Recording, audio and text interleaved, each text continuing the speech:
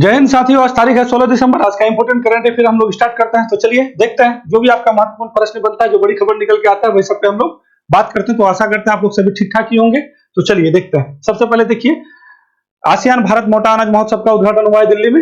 अर्जुन मुंडा के द्वारा इसका उद्घाटन किया गया है। इसको देखेंगे। नासा का एक मिशन है, देखिए ये मिशन का नाम है PAC, 2024 में लॉन्च करने वाला है।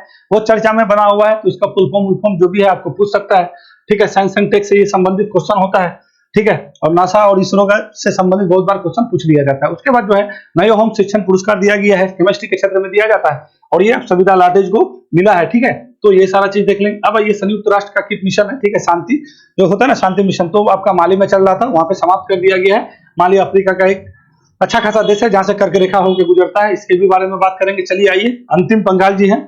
ये अंतिम पंघाल को जो है ना आपको rising star of the year आपका जो है रेसलिंग फेडरेशन जो आपका जो होता है उसी में नामित किया गया है। तो इसको तो बिल्कुल भी देखिएगा। उसके बाद इंदिरा गांधी शांति निशस्त्रीकरण पुरस्कार दिया गया है। ये अर्जेंटीना के पियानो वादक हैं और ये फिलिस्तीन के हैं। ये दोनों का जो अहिंसक रूप से इजराइल और फिलिस्तीन के बीच जो युद्ध चल रहा है उसको शांति के लिए, इसी का योगदान के लिए इसको दिया जाएगा, ठीक है। अभी 2022 वाला भी आप लोग को पढ़ाए थे। उसके अलावा क्या है ना, चीन जो है चौथी पीढ़ी का परमाणु रिएक्टर का क्या किया है भैया, प्रारंभ कर दिया है, ठीक है। तो इसको भी हम लोग देख लेंगे। उसके अलावा 16 दिसंबर को विजय दिवस मनाते हैं। आप लोग को मालूम है 1971 में हम लोग पाकिस्तान को अच्छा खासा धूल चटाए थे। चलिए आगे आइए। देखिए भारत जो है ना आज के डेट में बहुत शक्तिशाली होने जा रहा है। देखिए अभी कैसे बताते हैं। ईरान जैसा देश, ईरान समझ रहे हैं, यानी कहने का मतलब है जो पाकिस्तान से बॉर्डर साझा करता है, हम लोग तो ईरान से बॉर्डर साझा नहीं ना करता है। तो ईरान जो है ना भारत के पर्यटकों के लिए वीजा मुक्त घोषणा कर दिया है। और इस तरह से भारत पांचवा भारत का मतलब रिसेंटली ऐसा है कि 5 ऐसा देश है जो अभी फिलहाल पर्यटक के लिए वीजा मुफ्त कर दिया है। इससे ये पता चलता है कि किसी भी देश में कोई अन्य देश जो है कितना ट्रस्ट करता है, समझ जाइए। हेलने पासपोर्ट इंडेक्स में हम लोग का स्थान के 80वां है कि नहीं, फर्स्ट स्थान में सिंगापुर है। तो इससे आप भारतीय पासपोर्ट का मजबूती देखा जाता है कि आप कोई भी देश बिना वीजा के आपको बुला रहा है, इसका मतलब है देश का जो है शासन प्रशासन, यहाँ का जो है देश का मजबूती को देखता है कि नहीं, यहाँ का जो भी पासपोर्ट धारक लोग हैं वहां पे वो गड़बड़ी नहीं है। सरकार के द्वारा इसका अच्छा छानबीन करके उसको पासपोर्ट दिया जाता है, तब ना कोई दूसरा देश ट्रस्ट करता है और बिना वीजा के आपको बुला लेता है। देखिए वीजा का मतलब क्या होगा ना, वीजा का मतलब ये होता है कि आप किसी भी देश में जाते हैं घूमने के लिए, तो वहां का जो आपका उच्च अधिकारी होता है, इंटरव्यू तक पहले लिया जाता था कि आप जा रहे हैं, क्यों जा रहे हैं, किससे मिलने जा रहे हैं, क्या काम है, नहीं है। तो अब बिना वीजा के आप जा रहे हैं, सिर्फ आपके पास पासपोर्ट है, तो इससे पासपोर्ट का मजबूती भी दिखता है। ये बहुत महत्वपूर्ण टॉपिक है, इसको बिल्कुल भी जानिएगा, ठीक है ना। तो अभी ईरान क्या किया है, बहुत सारे देश को किया, उसमें से अपना भारत भी है। उसको क्या बोला कि भाई वीजा मुक्त आप जो है अपने देश में आइए। अभी आपका श्रीलंका किया था, फिर मलेशिया किया है, थाईलैंड किया है, ठीक है, वियतनाम किया है, बहुत सारा देश किया है, ठीक है। 5 देश अभी बताते हैं आपको। अब देखिए भारतीय महिला टीम जो है ना दूसरी ऐसी महिला टीम बन गई है जो 400 एक दिन में 400 से अधिक रन बनाया, ठीक है। पहली बार ये कारनामा आपका इंग्लैंड किया था, ठीक है। ये 1935 की बात है और अभी इंग्लैंड का और भारत का टेस्ट भी चल रहा है, ठीक है। उसमें से 400 रन से अधिक बनाने वाली दूसरा टीम हो गया, तो इसको बिल्कुल भी जानेंगे। उसके बाद देखिए भारत का सूरत एयरपोर्ट को इंटरनेशनल एयरपोर्ट का घोषणा कर दिया गया है, सरकार ने मंजूरी भी दे दिया है। तो बहुत सारा चीज है, ये सारी चीज को हम लोग देखते हुए बात करेंगे। तो चलिए पहले शुरू करते हैं यहीं से, और आप बिल्कुल भी सारे चीज को, हाँ, राष्ट्रीय ऊर्जा संरक्षण पुरस्कार भी दिया गया है, ठीक है, आपका उत्तर मध्य रेलवे को, उसको भी देख लेंगे, ठीक है ना।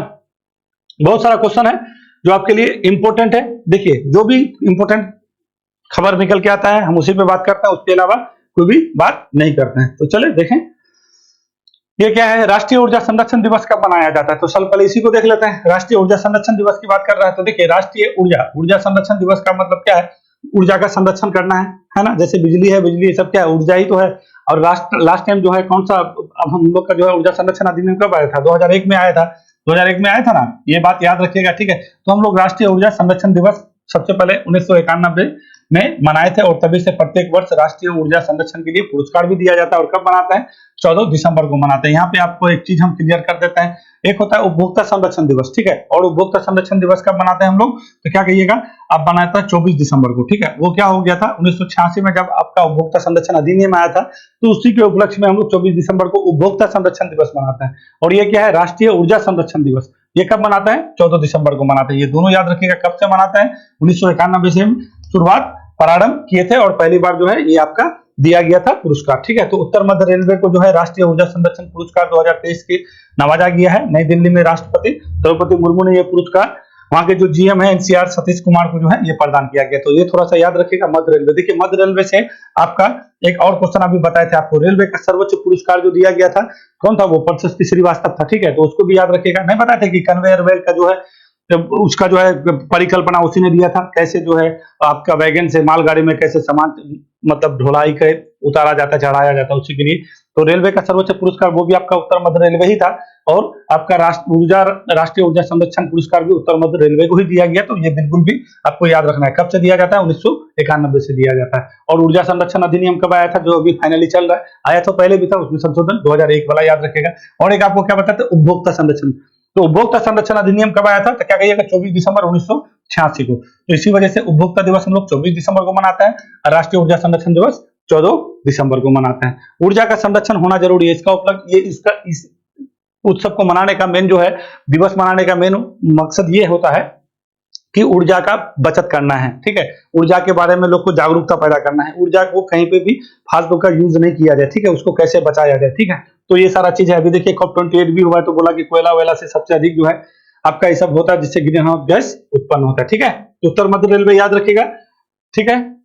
चलिए आगे चलें। आगे क्वेश्चन, ये कौन सा क्वेश्चन है, आसियान भारत मोटा अनाज महोत्सव का उद्घाटन कहाँ किया गया। देखिए आसियान भारत, तो सबसे पहले ये जानिए आसियान भारत मोटा अनाज महोत्सव का उद्घाटन हुआ है, तो ये हुआ है आपका नई दिल्ली में। किसने किया था, अर्जुन मुंडा, याद रखिएगा। अर्जुन मुंडा कौन है, तो अभी अर्जुन मुंडा आपका है ना, अभी कृषि मंत्री है। इससे पहले कृषि मंत्री थे नरेंद्र सिंह तोमर।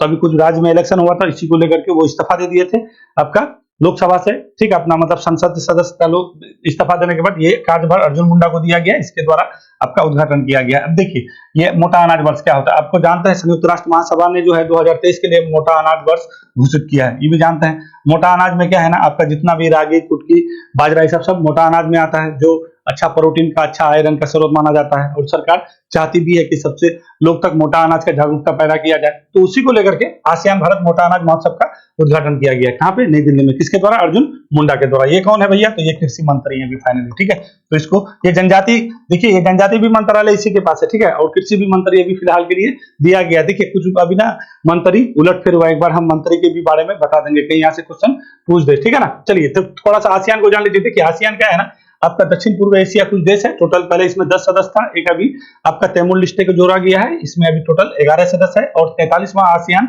सम्मेलन अभी आपका कहाँ पे भैया, तो सितंबर के समय में आपका इंडोनेशिया के जकार्ता में हुआ था, ठीक है। तो ये थोड़ा सा आपको याद रखेगा, ठीक है। जकार्ता में हुआ था। और इंडोनेशिया का राष्ट्रपति कौन है, जोको विडोडो है, ठीक है। तो ये सारा चीज आपके लिए महत्व, कैवा हुआ था, 43वां हुआ था। मोदी जी गए थे। हम लोग आसियान के सदस्य नहीं है, याद रखेगा, ठीक है। तो वही आसियान भारत मोटा। और एक बैंकॉक घोषणा पत्र, इसका स्थापना आसियान का 1967 में हुआ था, याद रखेगा, बैंकॉक घोषणा पत्र के द्वारा, ठीक है। अब बैंकॉक कहाँ का राजधानी है, थाईलैंड का राजधानी है। ये सारा चीज आप तो जानते होइएगा, हम बता भी चुके हैं। चलें आगे बढ़ते हैं। अगला क्वेश्चन क्या है, अगला क्वेश्चन है मिशन पीएसी का संबंध किस अंतरिक्ष एजेंसी। तो मिशन पीएसी की बात कर रहे, देखिए इसका लॉन्च करने जा रहा है नासा। कब करने जा रहा है, 2024 में। इसको जो है पहले नासा मानिए। देखिए पीएसी का मतलब क्या होता है, पी से होता है प्लैंक्टन, ए से होता है एरोसोल, सी से होता है क्लाउड और ई से होता है इकोसिस्टम ऑफ ओशियन, ठीक है। इसका मतलब ये हुआ कि जो भी पृथ्वी में आपका प्लैंक्टन है, एरोसोल है, क्लाउड है, इकोसिस्टम है, जैसे आपका समुद्र का पानी का रंग है, ये सारे चीज का अध्ययन करने के लिए ये भेजा जा रहा है। और ये बहुत महत्वपूर्ण मिशन माना जा रहा है, किसका, नासा का। तो इसको बिल्कुल भी याद रखना है आपको। मिशन पीएससी किसका हो जाएगा, तो क्या कहिएगा, नासा का हो जाएगा। पी का फुल याद रखिएगा, ये फुल फॉर्म, पी से होता है प्लैंक्टन, ए से होता है एरोसोल, सी से होता है क्लाउड और इससे होता है इकोसिस्टम ऑफ ओशियन। ये सारी चीज का अध्ययन करेगा और 2024 में ही लॉन्च करने वाला है। देख रहे हैं बहुत ज्यादा इंपॉर्टेंट ये इसका आपका क्या हो जाता है, मिशन है। तो इसको याद रखना है। ये क्या है, नासा ने 2024 में पीएससी मिशन लॉन्च करने की योजना बनाई है, ठीक है। इस मिशन का मकसद है पृथ्वी के वायुमंडल को आकार देने वाले तत्वों का पता लगाना, ठीक है। जो पृथ्वी का हमारा जो वायुमंडल है, वायुमंडल बहुत सारे तत्व से मिलकर ही बना है ना, तो उसी के बारे में पता लगाएगा। तो वो वायुमंडल में क्या है, जैसे समुद्र में जाइएगा तो प्लैंक्टन, जो भी आप समुद्री जीव में देख रहे हैं, जो भी जीव अपना भोजन करता था कहीं ना कहीं प्लैंक्टन ही के, ये सारा प्लैंक्टन ही रहता है, ठीक है। तो वहां पे वो हो गया एरोसोल, क्लाउड, ये सब क्या है, वायुमंडल में रहता है। तो जितना भी वायुमंडल में जो है ना आपका क्या है, जो भी तत्व है उसी के बारे में क्या करेगा, पता लगाएगा। इसके लिए एरोसोल है, बादलों और समुद्र के रंग का अध्ययन किया जाएगा। किसके द्वारा, पीएससी के। पीएससी जो है मिशन है, इसी से संबंध जो लॉन्च करेगा, इसी के द्वारा ये आपका सारा चीज किया जाएगा। तो ये याद रखना है, पी से प्लैंक्टन, ए से एरोसोल, सी से क्लाउड और ई से इकोसिस्टम ऑफ ओशियन। महत्वपूर्ण है, याद रखिएगा, ठीक है। चलिए अब इसरो के बारे में क्या कहेंगे। इसरो को तो आप लोग जानते ही हैं, हर दिन हम लोग पढ़ते हैं इसरो। चलें अगला क्वेश्चन क्या है, अगला क्वेश्चन में आइए। अगला क्वेश्चन है न्यू होम पुरस्कार से किसे सम्मानित किया गया। देखिए न्यू होम पुरस्कार जो है केमिस्ट्री के क्षेत्र में दिया जाता है, अच्छा खासा पुरस्कार इसको माना जाता है। ये है आपका प्रोफेसर सविता लाडेज, इसी को दिया गया है, ठीक है, न्यू होम पुरस्कार। ये बात आपको बिल्कुल भी याद रखना है, ठीक है, न्यू होम पुरस्कार सविता लाडेज को दिया गया है। और ये मगेजी बावेंडी, लुई ब्रूस और एकिमोव, इसको इस बार का जो है नोबेल पुरस्कार होता है, नोबेल पुरस्कार दिया गया था, ठीक है, 2023 के लिए केमिस्ट्री के क्षेत्र में। इसी वजह से हम इसको आपको क्या किए हैं, ये ऑप्शन बना दिए हैं। तो ये केमिस्ट्री के क्षेत्र में दिया गया है और न्यू होम पुरस्कार ये किसको दिया गया है, तो क्या कहिएगा, प्रोफेसर सविता लाडेज को। ये पुरस्कार रॉयल सोसाइटी ऑफ केमिस्ट्री की ओर से प्रदान किया जाने वाला द्विवार्षिक पुरस्कार है, जो रसायन विज्ञान के क्षेत्र में क्या करते हैं, शिक्षकों को दिया जाता है। इसकी शुरुआत कब की थी, 1973 में हुआ था। ये बात याद रखिएगा, 1973 में आपका न्यू होम पुरस्कार की शुरुआत हुआ था। इस बार सविता लाडेज को दिया गया है, द्विवार्षिक ये पुरस्कार है, ठीक है। और इस बार का नोबेल पुरस्कार केमिस्ट्री के क्षेत्र में किसको दिया गया, क्या मोगेजी बावेंडी, लुईस ब्रूस और भाई एकिमोव को, ठीक है। चले आगे बढ़े, चले यहाँ पे आइए। ये क्या है, किस अफ्रीकी देश से संयुक्त राष्ट्र शांति मिशन आधिकारिक तौर पर समाप्त कर दिया गया। देखिए संयुक्त राष्ट्र का शांति मिशन पहले ही आपको बताता है। संयुक्त राष्ट्र का शांति मिशन कहने का मतलब यह हुआ कि संयुक्त राष्ट्र जहां पे भी जो है अशांति क्षेत्र है, वहां पे संयुक्त राष्ट्र के द्वारा ये बहुत एक मास लेवल पे काम करती है, तो शांति मिशन भेजा जाता है। तो यहाँ पे आपका एक देश है माली, यही माली में जो है आपका आज से 10 साल पहले ही भेजा गया था। यहाँ पे क्या है ना, इस्लामिक जो भी चरमपंथी यहाँ का समूह है, यहाँ पे कभी अस्थिर राय नहीं, अस्थिर राय, यहाँ का लोकतंत्र में हमेशा कुछ ना कुछ चलता रहता है। तो इसी को जो है संयुक्त राष्ट्र मिशन का क्या कर दिया है, शांति मिशन यहाँ पे आधिकारिक तौर पर समाप्त कर दिया, बुला लिया गया। ये है आपका माली, ठीक है। तो माली को बिल्कुल भी जानिएगा, इस यहाँ से होगा ना आपका, ये इधर से करके रेखा होके गुजरता है ऐसे करके, ठीक है। आपका क्या कहिएगा, पश्चिमी सहारा, मर्तानिया, माली, अल्जेरिया, फिर आइएगा लीबिया, फिर मिस्र होगा, ऐसे करके आपका सऊदी अरब होते हुए निकलता है, यूएई होते हुए। तो ये बिल्कुल भी याद रखना है। इसका पड़ोसी देश को थोड़ा सा आपको हम बता देते हैं कौन कौन है। तो सबसे ऊपर में चले जाइएगा तो क्या कहिएगा, अल्जेरिया है। फिर यहाँ पे आइएगा तो यहाँ पे आपको क्या मिलेगा, इधर से आके ये आपका मर्तानिया मिलेगा, ठीक है। मर्तानिया के बगल में आइएगा तो ये आपका सेनेगल है, सेनेगल के बाद में आइएगा गिनिया है, फिर यहाँ पे आइएगा तो आपका बुर्किना फासो है, फिर आइवरी कोस्टा है ये, और ये आपका नाइजर है। ये इतना सारा देश इसके साथ सीमा रेखा साझा करता है। अब इतना बड़ा किट मिशन समाप्त किया गया, तो यहाँ से संबंधित चीजें आपको पूछ सकता है, तो बिल्कुल भी आपको याद रखना है, ठीक है। तो माली में जो संयुक्त राष्ट्र मिशन का जो है आपका क्या था, क्या कहिएगा, शांति मिशन जो था उसको आधिकारिक तौर पर खत्म कर दिया गया है, ठीक है। चलें आगे चलिए। देखिए ये है क्या है, यूनाइटेड वर्ल्ड रेसलिंग, यानी आपका जो है विश्व कुश्ती फेडरेशन जो होता है वही बोल रहा है, ठीक है। तो ये है वर्ल्ड रेसलिंग में जो है ना, भारत की पहलवान अंतिम पंघाल को क्या किया है, वर्ष 2023 के लिए क्या बोलता है, rising star of the year 2023 नामित किया गया। तो अंतिम पंघाल कौन है, तो ये देखिए, ये जो है कुश्ती करती हैं, ये बात भी आप ये जान लीजिए, ठीक है। और ये जो है ना आपका अंडर, ये 19 साल की है और हरियाणा की है। कहाँ की है, हरियाणा की है, ठीक है ना। और ये बात और जान लीजिए, ये जो है ना अभी 2 बार आपका जूनियर विश्व कुश्ती चैंपियन मतलब चैंपियन बनने वाली है, ठीक है, 2 बार बनी है, ये भी याद रखिएगा। और कजाकिस्तान के अस्ताना में अभी आपका जो एशिया चैंपियनशिप हो रहा था, उसमें जो है ये रजत पदक जीत के लाई थी, ये भी बात याद रखिएगा, ठीक है ना। तो अंडर 20 जूनियर चैंपियनशिप में 2 बार पदक जीतने वाली ये आपका कौन है, तो क्या कहिएगा, यही है आपका सविता सॉरी अंतिम पंघाल है, ठीक है ना, पहली बार। और क्या कहिएगा, आसियान में जो आपका एशिया चैंपियनशिप हो रहा था, कहाँ पे, अब कजाकिस्तान के अस्ताना में, तो वहां से रजत पदक जीत के लाई हैं। और अभी राइजिंग ऑफ द स्टार नामित किया गया किसके द्वारा, यूनाइटेड वर्ल्ड रेसलिंग फेडरेशन के द्वारा, ठीक है। चलिए कहाँ की है, हरियाणा की है। ये सारा चीज आपको बिल्कुल भी जान लेना चाहिए, क्योंकि यहाँ से संबंधित चीजें पूछ लेता है तो आदमी थोड़ा सा फंस जाता है। ये इंदिरा गांधी शांति पुरस्कार 2023 किसे देने की घोषणा की गई है। देखिए पहले इंदिरा गांधी शांति पुरस्कार जानिए। इंदिरा गांधी पुरस्कार जो है शांति निशस्त्रीकरण के लिए दिया जाता है, जिसका जो है शांति और निशस्त्रीकरण में जिसका अच्छा योगदान होता है उसी को दिया जाता है। अभी हाल फिलहाल में 2022 का भी दिया गया था, तो उसको भी बारे में बताए थे। और 2022 का किसको दिया गया था आपको बताए थे, IMA इंडियन मेडिकल एसोसिएशन को दिया गया था। और उसके बाद कौन था आपका, एक था आपका ट्रेन नर्सेसेस, ठीक है, ट्रेन नर्सेसेस एसोसिएशन ऑफ इंडिया, ठीक है। ये बात आपको याद रखना है, ये 2 को दिया गया। इसमें तो 25 लाख की राशि दिया जाता है, और कब से दिया जाता है, 1986 से दिया जाता है, ठीक है। तो इतना सारा चीज आपको याद रखना है। इस बार क्या किया है ना, 2023 का भी घोषणा कर दिया, और ये 2 बंदे को देना है, डेनियल बरेनबोइम को और अली अबू अव्वाद को। तो अली अबू अव्वाद कहाँ के हैं, तो फिलिस्तीन के, और डेनियल बरेनबोइम कहाँ के, तो ये आपका अर्जेंटीना का है, ठीक है, ये अर्जेंटीना का है। अब ये बोलिएगा कि अर्जेंटीना के आदमी को क्यों दिया है भाई। अब देखिए ये ना पियानो वादक हैं, और अपने पियानो संगीत के माध्यम से कैसे अहिंसक रूप से फिलिस्तीन और इजराइल के बीच जो लड़ाई चल रहा है उस जंग को जो है कैसे शांत किया जाए, इसी पे इसका योगदान के लिए ये पुरस्कार देने की घोषणा किया गया है। ठीक है, तो ये पयानो कहाँ के है, तो अर्जेंटीना के कहिएगा, और अर्जेंटीना के अभी हाल फिलहाल में बताए थे वहां के राष्ट्रपति बने हैं जेवियर माइली। ठीक है, जो पक्का पक्की दक्षिणपंथी आदमी है। तो ये बात आपको याद रखना है। ये क्या करते हैं, पयानो बजाते हैं। और ये क्या करते हैं, देखिए ये जो है ना फिलिस्तीनी है, ये अहिंसक रूप से शांति मिशन के लिए काम करते हैं। ठीक है, तो ये दोनों, ये कौन है, अली अबू अवाद है, जो क्या शांति मतलब शांति के लिए काम करते हैं। ये फिलिस्तीन के हैं और ये अर्जेंटीना के हैं। तो राशि तो आपको बता ही दी है। ठीक है, अब थोड़ा सा कुछ अवार्ड गांधी से संबंधित कोई भी अवार्ड है तो थोड़ा सा बताते हैं। देखिए आपको 2022 का भी बता दिए हैं कि 2022 का IMA इंडियन मेडिकल एसोसिएशन को, और INA का मतलब ये क्या, train nurses association of India को दिया गया था 2022 का इंदिरा गांधी शांति पुरस्कार 25 लाख की राशि। 2023 का किसको दिया गया, डेनियल बरेनबोइम को, कहाँ के हैं, अर्जेंटीना के हैं, पयानो बजाते हैं। ये कहाँ के हैं, फिलिस्तीन के हैं। क्यों दिया गया है, इजराइल और फिलिस्तीन के बीच जो आपका युद्ध छेड़ा हुआ है, इसी युद्ध को शांति अहिंसक रूप से कोई ये अपना संगीत के रूप में, और ये अब जो है अपना शांति के रूप में जो शांत करने का प्रयास कर रहे हैं, इसी के लिए दिया गया। ये बात समझ के आप देखिए, अब एक आता है आपका राजीव गांधी सद्भावना पुरस्कार। तो अभी आपको राजीव गांधी सद्भावना पुरस्कार 2023 के लिए वनस्थली को दिया गया, राजस्थान का। ठीक है, तो ये वनस्थली याद रखेगा, वनस्थली किसके लिए, तो क्या कहिएगा, राजीव गांधी।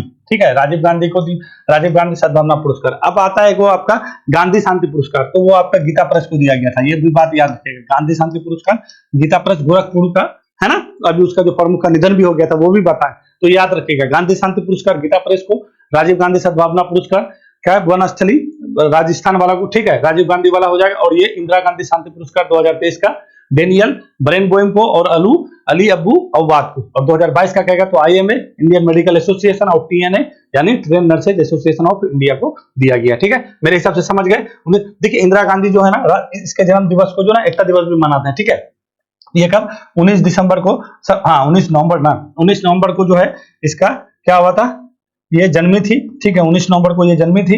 ठीक है, और कब जन्मी थी, 1917 को। ठीक है ना, तो और 1984 में इसका मृत्यु हो जाता है। मालूम है आपको, ऑपरेशन ब्लू स्टार चलाया था, उसी को लेकर के जो है ये इसका यहाँ पे जो है इसका बॉडीगार्ड के द्वारा हत्या। एक वीडियो में हम इंदिरा गांधी के बारे में सारा चीज बताए थे, वानर सेना, मंजरी सेना, ये सारा चीज कि कैसे कैसे जो है इसके भारतीय स्वतंत्रता आंदोलन में अपना जो है योगदान दी है, ये हम सारा चीज कुछ बताए हैं। विश्व के पहले चौथी पीढ़ी की गैस कूल्ड परमाणु रिएक्टर क्या है, सीधा ओवन। ठीक है, क्या बोलता है, विश्व के पहले चौथी पीढ़ी के गैस कूल्ड परमाणु रिएक्टर सीधा ओवन संयंत्र का अनावरण किस देश ने किया है, तो ये आपका हो जाएगा चीन। देखिए ये जितना भी खतरनाक काम है सब चीन ही करता है।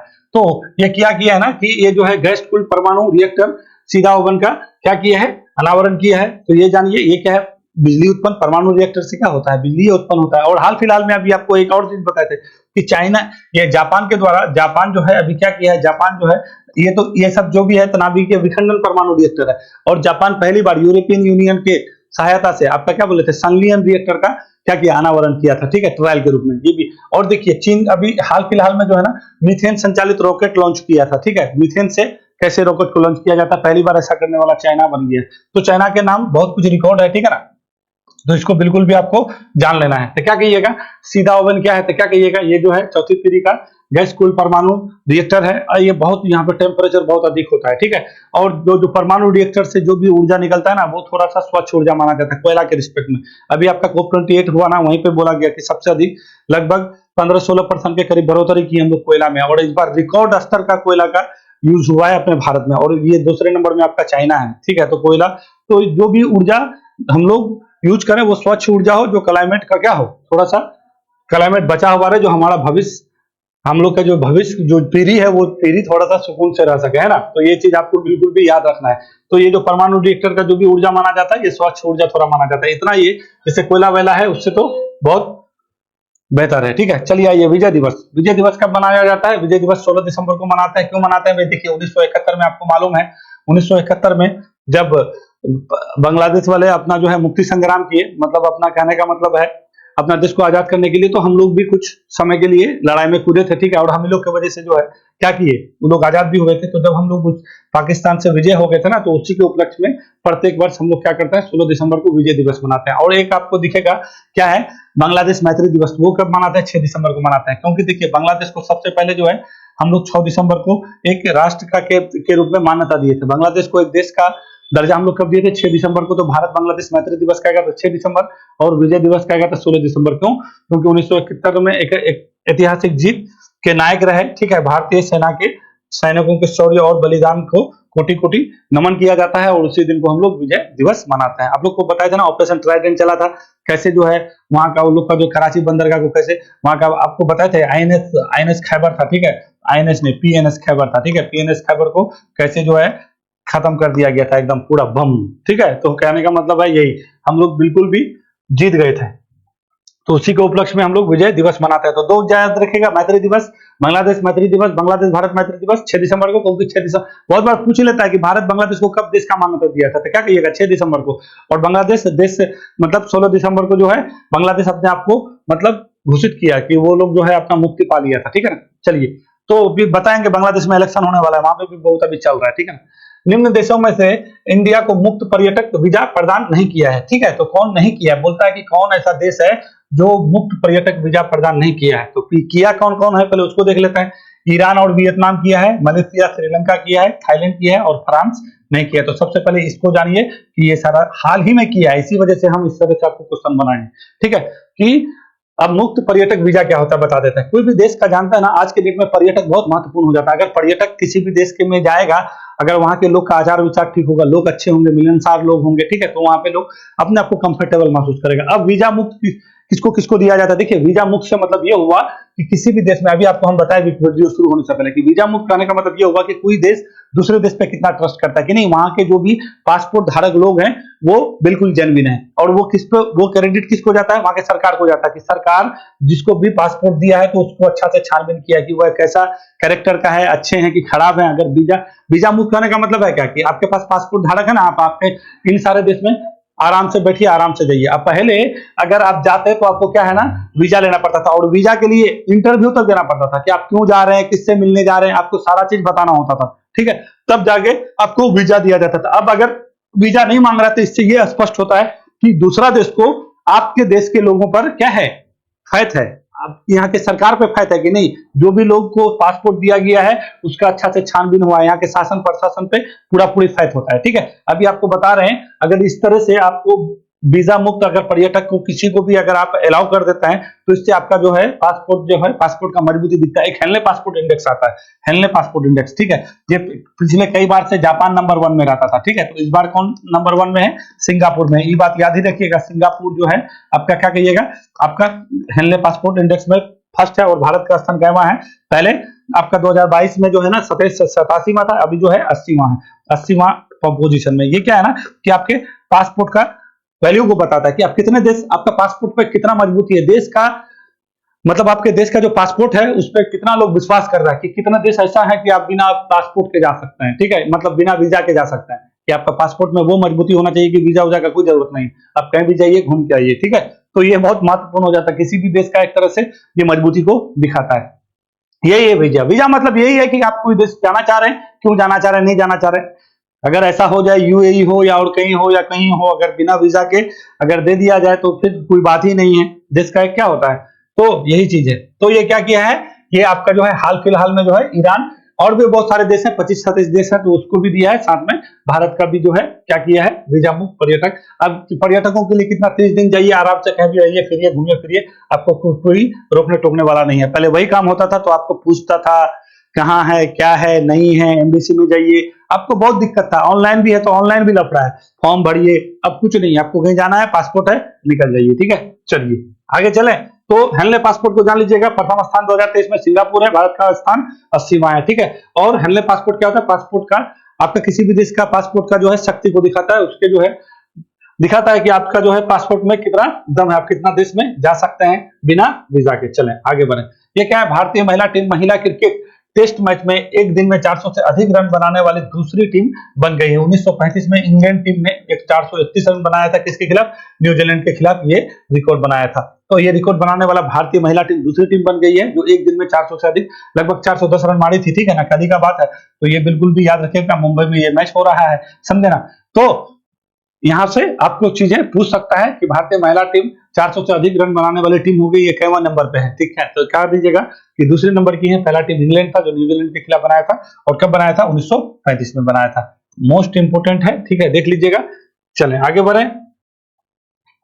चलिए अब ये देखिए, अभी हाल फिलहाल में है सरकार ने जो है सूरत को अंतरराष्ट्रीय हवाई अड्डा का क्या किया है, मंजूरी दे दिया है। अब भारत में टोटल कितना 34 आपका क्या हो गया, इंटरनेशनल हवाई अड्डा हो गया। ठीक है, ऐसे भी सरकार का लक्ष्य है 2024 तक आपको जो है लगभग अच्छा खासा करना है एयरपोर्ट। ठीक है, तो सूरत को इंटरनेशनल एयरपोर्ट, अगर आपको पूछे सूरत क्या है, अभी यहाँ पे सबसे बड़ा डायमंड का भी मोदी जी इनोग्रेट करने वाले हैं, वो भी आपको बताएंगे। ठीक है, तो पहले फिलहाल ये जानिए कि सूरत को इंटरनेशनल एयरपोर्ट का क्या किया है, मंजूरी मिल चुका है। सूरत इंटरनेशनल एयरपोर्ट हो गया है। भारत में टोटल कब जो 34 आपका क्या है एयरपोर्ट है, इंटरनेशनल एयरपोर्ट। मेरे हिसाब से सारा चीज हम खत्म कर दिए। देखिए आज थोड़ा सा जल्दी जल्दी किए हैं, कहा क्यों किए हैं, देखिए ज्यादा लंबा चीज ना लोग देखना भी पसंद नहीं करता है, क्योंकि इतना लोग को डिटेल चाहिए नहीं, सिर्फ टू द क्वेश्चन बात कीजिए, इसी वजह से टू द क्वेश्चन बात किए, कुछ कुछ तब भी बता ही दिए। ठीक है ना, तो कहने का मतलब यही है, आप लोग जो भी क्वेश्चन बताते हैं आपके लिए इंपोर्टेंट होता है, वही क्वेश्चन हम रखते हैं, है ना। तो चलिए देखिए, और क्या है ना, अभी आज ये जो है आपका 15-16 तारीख का करंट था, 14 तारीख का करंट बाकी है मेरा, वो वीडियो नहीं डाले हैं, वो भी वीडियो डालेंगे। एक दो दिन हम थोड़ा सा कोई चीज में बिजी थे, परेशान थे, इसी वजह से नहीं बना पाए थे क्वेश्चन, क्योंकि क्वेश्चन बनाने में समय लगता है। ठीक है, 8 से 10 घंटा समय देना पड़ता है, तब जाके आपका ये क्वेश्चन बनता है। ठीक है, सारा चीज पढ़ना पड़ता है, कहाँ पे क्या हुआ नहीं हुआ, फिर जाके क्वेश्चन बनाते हैं ना। तो वो भी क्वेश्चन आपका जो है हम बना के वीडियो डाल देंगे, और जो भी चीज बताते हैं बहुत महत्वपूर्ण क्वेश्चन होता है। ठीक है, जो आपकी परीक्षा में देखिएगा यही से सारा क्वेश्चन आता है, अपना कॉपी वॉपी बनाइए और उस पर लिखिए। वीडियो देखने के लिए धन्यवाद, फिर हम लोग